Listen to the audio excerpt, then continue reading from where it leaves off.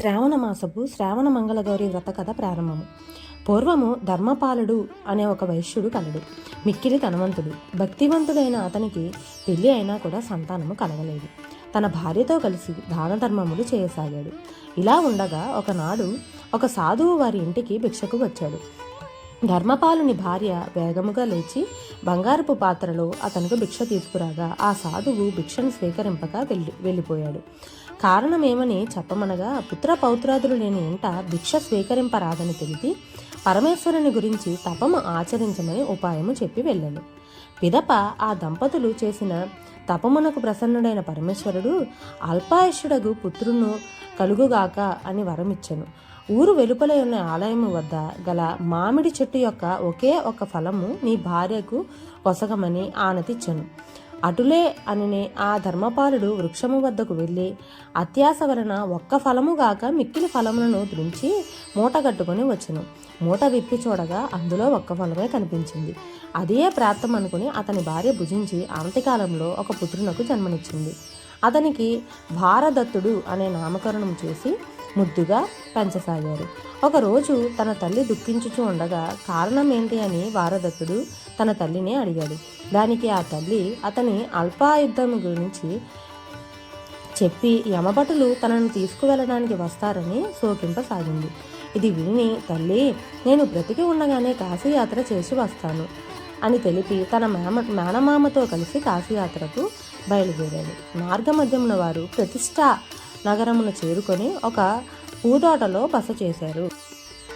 ఆ పూతోటలో సుశీల అనే రాజకుమార్తె తన చెలికత్తెలతో కూడి ఆడుకుంటూ ఉన్నది. ఆట మధ్యలో తగులొచ్చి వారిని ఒకరు విధవ అని దూషించుకున్నారు. అందుకు ఆ సుశీల తన ఇంట మానవతి అయిన తన తల్లి మంగళకరమైన గౌరీదేవి వ్రతము చేస్తున్నదని, తను వాయనము ఇచ్చింది కాబట్టి ఆ వ్రతమ మహిమ వల్ల తన ఇంట వైధవ్యం ఉండదని పలికింది. ఇది విన్న వారదత్తుని మేనమామ ఈమెకు తన మేనల్లుల్ని ఇచ్చి వివాహం చేస్తే ఆ మేనల్లుడు వారదత్తుడు బతుకుతాడని ఆలోచింపసాగాడు. అట్లాగే వారదత్తుణ్ణి సుశీలకి ఇచ్చి వివాహం చేశాడు. వివాహం జరిగిన రోజు సుశీల మంగళగౌరి దేవిని పూజించింది.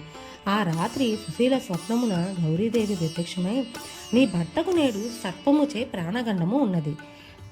ఆ పామును పట్టి నీ తల్లికి వాయనమిచ్చిన మట్టి కుండలో మూటగట్టు అని ఆనతి ఇచ్చింది. సుశీల ఉలిక్కిపడి మేల్కొని చూడగా తన భర్త ఎదుట ఒక సర్పము కనిపించింది. సుశీల ధైర్యము వేడక నిదురించుచున్న తన భర్త తొడ మీద ఎక్కి అటక మీద ఉన్న కుండను కిందకి దింపి సర్పమును ఆ కుండలో బంధించి వస్త్రముతో మూటగట్టి నిద్రించింది. తెల్లవారక మునిపే వారదత్తుని మేనమామ అతన్ని మేలుకొలిపి కాశీకి తీసుకుపోయాడు. సుశీల లేచి తన భర్త కనపడట్లేదని విషయంని తన తల్లిదండ్రులకి చెప్పింది. సర్పము ఉంచిన కొండను తన తల్లి తెరిచి చూడగా అందులో ఒక ముత్యాల హారము తనకు కనిపించింది. అటు పిమ్మట సుశీల తన తల్లిదండ్రులతో తనకు మారు వివాహం జరిపే యత్నము తిరస్కరించి తన భర్త కోసం సుశీల ప్రతినిత్యము ఆ గౌరీదేవిని పూజించుచు బాటసారులకు అన్నదానము చేయుచు తాంబూలాది బహుమతులు ఇవ్వసాగింది. మరుసటి సంవత్సరం కాశీ దర్శనం ముగించుకుని తన మేనమామతో కలిసి వారదత్తుడు తిరిగి వచ్చుచు సుశీల యుండు నగరమునకు బస చేశాడు. ఆ రాత్రి అతడి స్వప్నమందు మంగళగౌరీదేవి యమభటులతో యుద్ధము చేసి ఓడించినట్లు కలగన్నాడు. ఈ స్వప్నమును తన మేనమామకు తెలుపగా మంగళగౌరి మహిమ చేత అతనికి అల్పాయుద్ధాయము పోయి అపమృత్యువు గండలు తొలగిపోయాయని ఇద్దరూ గ్రహించారు. మరుసటి రోజు అక్కడి సత్రమునందు జరుగు అన్నదానంలో వారదత్తుని చూసి సుశీల గుర్తుపట్టి తన భర్త ఇతనేనని తన తల్లిదండ్రులకు తెలిపింది. తన వద్ద ఉన్న వారదత్తుడు విడిచిన ఉంగరమును చూపించింది.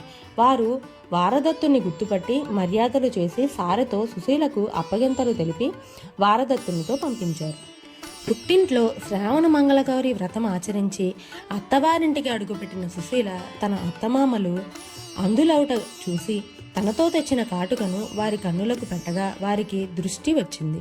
మంగళగౌరిదేవి మహిమ వలన ఇది అంతా జరిగిందని గ్రహించి సుశీల వారదత్తులు ఇద్దరూ కూడా యావజ్జీవ పర్యంతం శ్రావణ మంగళ గౌరి దేవి వ్రతము ఆచరించుచూ సుఖముగా ఉన్నారు. సుశీల వంటి పతివ్రత వలన వారదత్తుని ప్రాణాలు నిలిచినని గ్రహించిన వారి బంధుమిత్రులు మంగళగౌరి వ్రతము చేయుచు ఆనందంగా ఉన్నారు. వ్రత కథ సంపూర్ణం.